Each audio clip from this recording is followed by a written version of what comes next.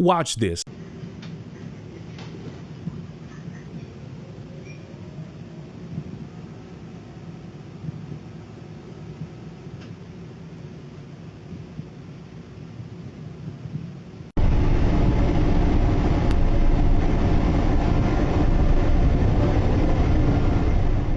Obviously, can't show you the rest of that for clear reasons. And after this was posted on social media, you can imagine how viral it went and how people were very upset that they saw someone who was getting off of work, trying to go home and taking a train, being murdered in cold blood, and how casually the dude seemingly got off the train. And of course, people are going to talk about how monstrous this is, how evil the world is. They're going to talk about the justice system and how flawed it is, because if you look at his track record, he should not be someone who belongs in the free society. And they're going to talk about how a lot of this mainstream isn't discussing any of this. And I find that to be absolutely disturbing and disgusting, because we live in a world that is solely based on narrative than it is actually getting information out there. And when you have various examples that people can counter, but ultimately you can't really have a strong point against, where you've seen things that usually occur in vacuums or in more cases than you would actually believe go viral, go mainstream,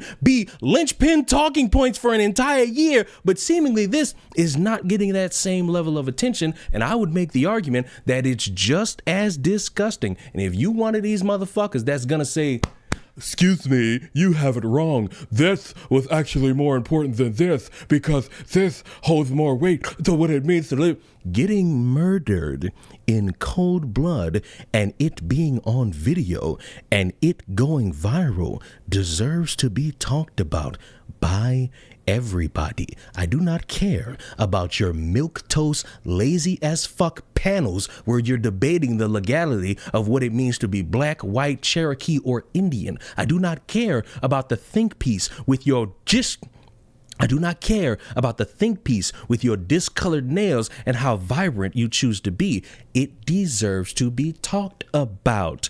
And what makes it even better and worse for the better is that people are talking about it and they're getting mad. But the worst is how there's always going to be a way to spin it, to try to victim blame. And you could look at that video, even if you go find it, and you could see a woman getting murdered, and you would think to yourself, Leon, are you insane? Are you going to sit here and say that someone is out there trying to casually blame the victim for getting murdered? Yes, because that's the world I live in. And do you want to know what they're blaming it on? This is why you shouldn't be glued to your phone in public. 23-year-old Irina Zaresta, hope I'm saying that right, left her job from a pizzeria, gets on a light rail train, sit down for 4 minutes. Now remember this, y'all. To the right of her was a male. Now in the back of him and across from her is a female. And then in the back of her, where her back is turned, is a male, right? Now she got her headphones in and scrolling on her phone like anybody else would be doing. Y'all, why the fuck this homeless guy wakes up and stabbed this girl to death? Look at this, y'all.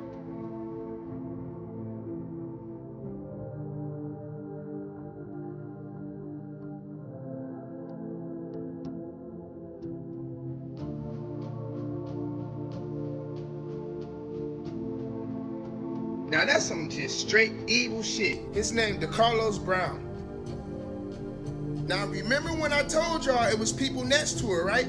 So this man gets up and stab her over 46 times in the neck and in the chest and just walk away. Not only that though, y'all, when I say people was glued to their phone too much, not worried about their surroundings, y'all, nobody noticed this going on. When the people being next to her, nobody noticed him just stabbing her. Only to after the fact, y'all, they see his hands covered in blood, dripping. His pants and everything is got a lot of blood on it.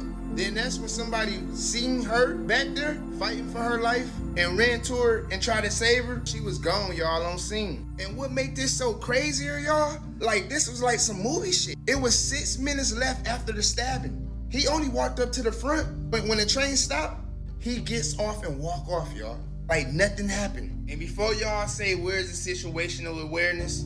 Aware of what? Black guy chilling, sitting in the seat behind her? No indication that he was gonna do anything. Because we know if she would have acted any way should, we all would have been screaming out, oh, she racist, she racist. People just sick, man. It's sad as hell out here for these women. Y'all need to start just, at nighttime, we need to start a petition when the females can just walk around with their shit. To the car, to the grocery store, to the gas stations, on the banks, to the schools. Y'all need to start doing that. At nighttime, y'all need to start doing something. Just so we're all clear, there are various classes and seminars that are public knowledge for women to learn how to conceal and carry because of situations like this. It is not foreign for women to be carrying guns. And if you think it is, you live in a bubble that is based around you not really interacting with women who know how to shoot a gun. It's the luck of fools how many people feel confident to just say some stupid shit on social media, because let's tickle the balls on this just for a second. You're getting home from work. You're getting off of work. You're getting on the only transportation that you know has been able to get you to and from for months, weeks, years, all of that. And you get on there and you find the first seat available. You find the seat that you feel most comfortable with, and you're just scrolling on your phone. Maybe you're texting a family member. Maybe you're watching TikToks. You're not having it in your mind, despite how many weird videos go viral of stupid motherfuckers on trains. You're not thinking this is the day that somebody's just going to stab you in the neck. You're just not thinking that. And even if we play the game of situational awareness, where you're looking around and making sure no one makes a sudden move, who's to stop this motherfucker to go and stab her if she's in another seat? What if she sits in the back of that entire section of the train and he just gets up and goes back there and stabs her? Then what? What are we blaming then? Are we still gonna blame the phone? Or are we gonna try some new fucking gimmick? Are we gonna sit there and blame the fact that she just sat there casually enjoying her life? Or can we just blame a psychopath being fucking free? Because that's what needs to be the fucking problem. You could try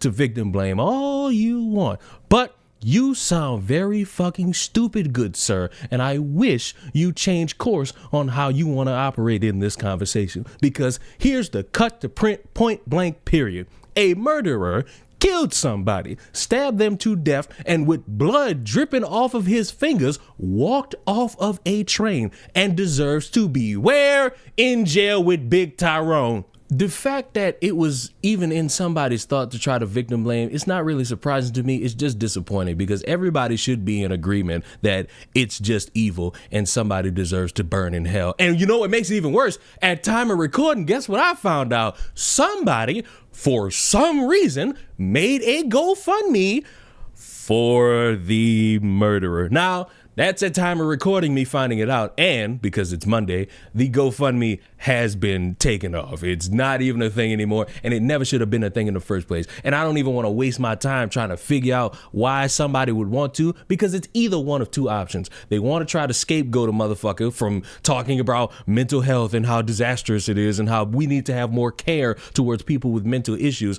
or is somebody trying to scam a bunch of people? And either option really works in how stupid some people tends to be, because if you're trying to scam motherfuckers, you're just an evil human being. And if you're trying to make excuses for somebody who is on video killing someone else, yeah, you're still a stupid motherfucker who also probably deserves to rot in absolute hell. And I'm gonna wrap this up like this. You can think piece anything you want. You can try to explain it away, and you could try to talk about mental issues. You could try to talk about how people need better mental care. You could do all that. You throw it away when you see somebody kill another human being. You can't dress it up after the fact, because nobody knew who this dude was before this. And now that we know, you know what the characterization is? Murderer. You know what the characterization is for other people? Black fatigue. And you know what they're not going to want to listen to? A story about mental illness. They're not going to want to know about this motherfucker's mental health, because while you're sitting there trying to play that game very poorly, they are going to broadcast that screenshot of him getting ready to stab her in the neck. And whose fault is that? His own. And I don't know if he's been arrested, because I didn't look it up before recording, but I hope he gets arrested, and I hope he gets the chair. Why? Because as I've stated for years, you take a life, you get your life taken. And that's how I would run this country, and this is how I would run the justice system if I ran this country. But for some reason, I'm going to ask you what you think in the comments down below, even though everyone should be in agreement. Even though I know somebody's going to contest me, even though I know somebody's going to try me just because they're bored and they are sick of arguing at the wall while they jerk off or rub down that mattress. Please don't, because anything you say to try to counter me is just going to be met with you're defending a murderer. But in the meantime, subscribe to the channel. I'll see you all in the next one. Mwah. Bye-bye.